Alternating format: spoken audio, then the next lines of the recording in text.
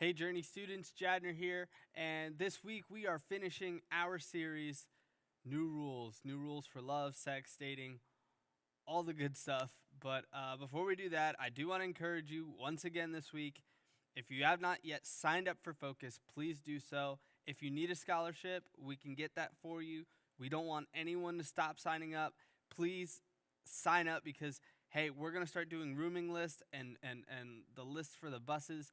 You want to be in on all of those things so you can have first preference, first treatment. You could be with, we're going to make sure we put everybody together that's already signed up with the people that they know and the grades that they're in. So please sign up as soon as you can. But this week we're finishing our series, New Rules, and honestly, it's been a lot of fun to go through this series as we've talked through so many different things. And today's sermon, today's message, we're going to touch on something maybe that I think it's a big problem in our society, in our culture today.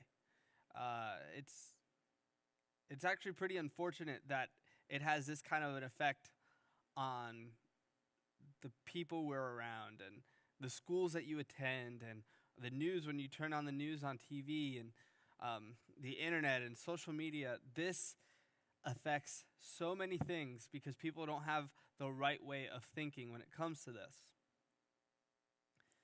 So here is what I'm talking about. Our feelings and our emotions can be some of the most deceptive things in our lives. Our feelings and our emotions can be extremely deceptive. And I know that just like I do, you can look at your life and you can see when your emotions have completely derailed some of the best things for you. You have felt things and thought things and said things because you felt things that have derailed relationships, situations, opportunities, even your own self-esteem. Emotions can be really destructive. Now, don't get me wrong, emotions do have like pieces of them that can be good, but ultimately emotions can be really deceptive. And the last few weeks, I'll give you a recap of the last 3 weeks. Week 1 was don't let anything master you. Week 2 was everybody needs to learn how to have self-control. Week 3 was everybody needs to learn that they can't sexualize a relationship before marriage. And week 4 is this: your emotions don't determine truth. Because see, that's the biggest issue. If we believe that emotions are actually deceptive, then we have to realize that our emotions don't determine truth. See, this is contrary to popular belief because people believe that the truest thing in the world is our emotions, and I understand that to an extent. Our emotions are important. They are something to be thought of and to talk through. Our emotions are important, and in some cases, our emotions are truthful. But ultimately, our emotions don't determine truth. Because this is the real, not definition, but the real point when it comes to truth. Truth is truth no matter how anyone feels about it.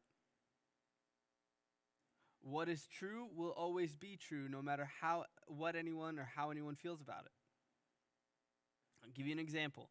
Here at the church, at the Journey, we believe that we believe in the Bible, but we believe in Jesus Christ, the Son of God, coming down from heaven as a baby, born of a virgin, to die on the cross for the sins of the world, and then resurrecting, physical, bodily resurrection on the third day. We believe all of those things, and that whoever believes in him will not perish, but have eternal life, John 3:16.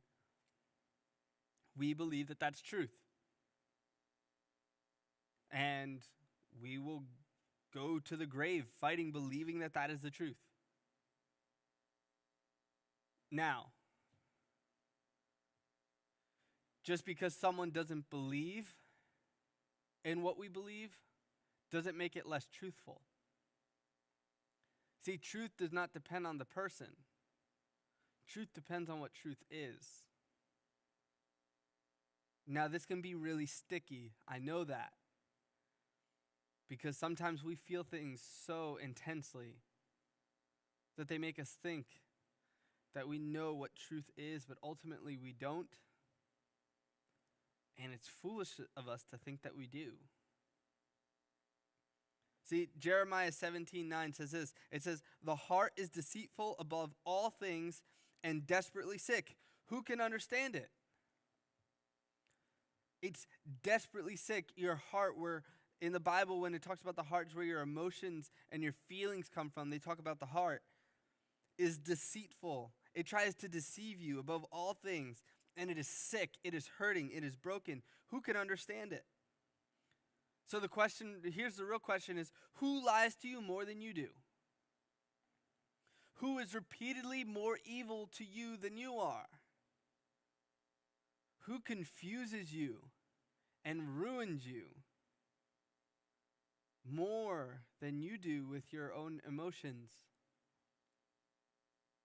That's what's being talked about. See, the heart is very deceitful. The heart, it does a lot to try to ruin the way you think and the way you feel and the way you see certain situations. So we have to be very careful when it comes to our heart and understanding emotions and believing that they're true. That's why Proverbs 29:11 says this, "A fool gives full vent to his spirit, but a wise man quietly holds it back." So you want to know what foolishness looks like? This is what foolishness looks like. Why don't you go see a 3-year-old? Offer them something and then take it away and just see how they react. See, and this is what I'm talking about. If you put something or take something away from a 3-year-old, from a toddler that they desperately want, they will have a tantrum. They will cry, they will jump up and down, they will get angry, they will roll around on the floor, they will scream. A fool gives full vent to his spirit, but a wise man quietly holds it back. Someone who is wise does not allow their first